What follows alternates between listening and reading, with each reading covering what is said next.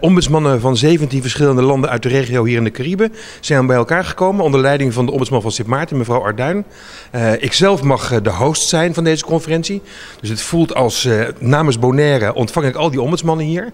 En dat voelt heel goed, kan ik je vertellen. We hebben belangrijke onderwerpen. Ombudsmannen hebben dit lang niet altijd makkelijk, maar ze komen wel op voor de mensen in hun landen, voor de burgers. Er zijn grote problemen en daar hebben we elkaar over heel intensief. En we proberen ook nog met elkaar wat te leren van elkaar. Dus ook over hoe je met klachten om moet gaan. Een echte training komt er ook nog aan voor ons. Dus 4 dagen lang hier op Bonaire zijn we samen hard aan het werk om ervoor te zorgen dat we straks de burgers nog beter kunnen te woord staan. Zijn er speciale aangelegenheden of speciale thema's die ter tafel komen, de heer Van Zuidman, die jullie al hebben geagendeerd? Nou, bijvoorbeeld, een belangrijk punt in eigenlijk heel veel landen is dat als burgers een klacht hebben, dan moeten ze daar snel iets over horen van de overheid. In heel veel landen wordt er heel langzaam gereageerd. En rechter weet ook nog een paar voorbeelden daarover vandaag. Niet snel reageren, maar ook de klacht niet oplossen.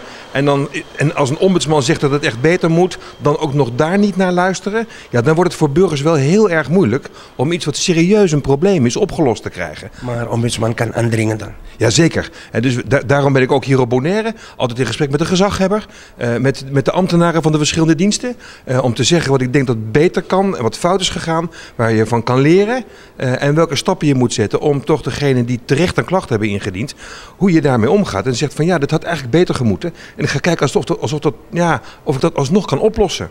De heer Van Zuidman, de situatie op Bonaire in het algemeen, de werkzaamheden van de laatste tijden. Wat kan u ons zeggen als ombudsman belast met Bonaire Sava en Station? Nou, wat ik vind is dat het zijn wel heel veel klachten die wij krijgen. En dat kan eigenlijk misschien wel een goed signaal zijn. Dat betekent dat mensen weten waar de ombudsman voor is. En dat ze geloven dat wij ze echt kunnen helpen. En dat ze ook resultaat van ons verwachten. Het betekent ook dat er nog veel verbeterd kan worden bij de overheid. Ik heb met regelmatig gesprekken en ook weer in de cursus die wij vandaag geven en morgen zijn ambtenaren van Bonaire erbij om ze te leren hoe je de klachten heel goed kunt afhandelen. Dus snel reageren, een klacht echt oplossen. En dat gaat over vergunningen, het gaat over bouwvergunningen, toezicht, het gaat over allerlei dingen, maar ook natuurlijk die dingen die niet van het eilandgebied zijn, maar van de Rijksoverheid. Hè? Dus belastingen, ZVK, dat soort dingen. Daar zijn wij echt heel erg hard mee bezig. We werken ook aan systematisch overzicht van wat doen de verschillende diensten en doen ze het goed.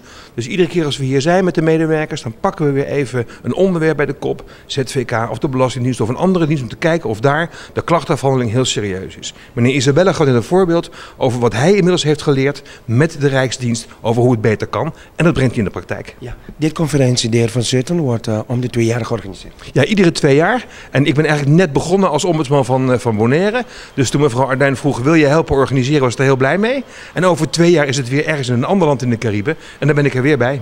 Ja, laatste bericht voor de bevolking van Bonaire. Denken, weet je, die willen helping hand, weet je.